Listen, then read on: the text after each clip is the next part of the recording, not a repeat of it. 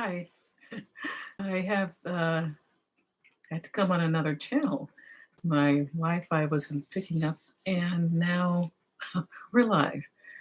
Hi, I'm Josanne Wright Callender, the author of the Happy Little Garbage Truck picture book and educational program. And the last time we were together, I indicated that I wanted to think more seriously about getting back into the brain work that we were doing in the previous blogs, which actually started back in 2020, 2021, where we were looking at how we can help our kids, our students, our children to think for themselves and to think better. And I said this was to develop that amazing connection between feelings, thoughts, and attitudes in our bodies. And so getting back into that vein, I was thinking just recently, I was tutoring a student, a friend of mine's son, who is in high school, and he had a separate piece by John Knowles to read. And I had never read the book, to speak honestly.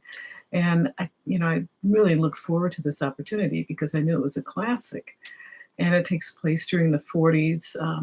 One friend of mine said he loved the story because it was based, most of his books were, the movie The Summer of 42 were based on John Knowles' books. And I believe that was one of them. But in this current book that we're reading, one of his characters has several choices to make, and not to give anything away, this conversation that we had, my tutored student and I, was on why were those choices made. And that brought me back to thinking about a book that I'm currently reading, and by Dr. Carolyn Leaf, Switch on Your Brain. And when I was talking with the student, I said, his thinking led him to make certain choices. And we always have control over our thinking to make good choices. And that's one of the chief tenets of Dr. Leaf's book. And, like I was working on a devotional for my women's Bible class. And I told them that I had read this first chapter like 4 times because it was causing me to rethink of about how the brain works. Because in our previous conversations, we were talking about the amygdala and the frontal lobe and the chemistry that went on when we make good choices. More of those synapses are created to make us want to be positive because the negative ones are being squeezed out by all the positive brain cells. But as I was reading this book, it seems that as though now I'm believing truly that the thinking starts the whole process of changing the brain, and how our brain synapses are either increased with the positive thinking or decreased. It starts with our thinking.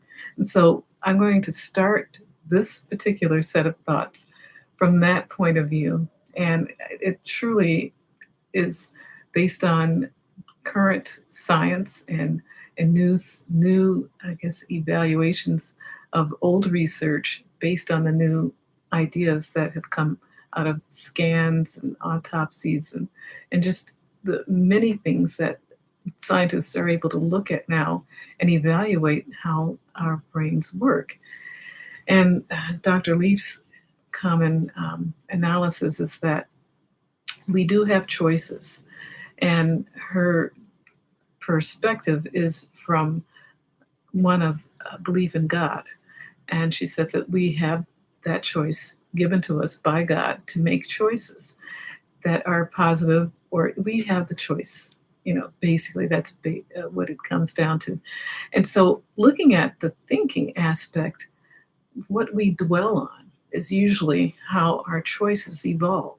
If we're thinking in positive ways, then we will make positive choices. And so that's what I want to focus on when we're working with our children.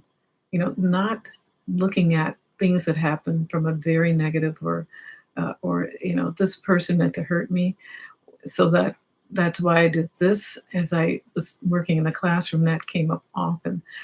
It's just this, starting back with the child's original thought process. And we would kind of go through these, we call them social autopsies later on.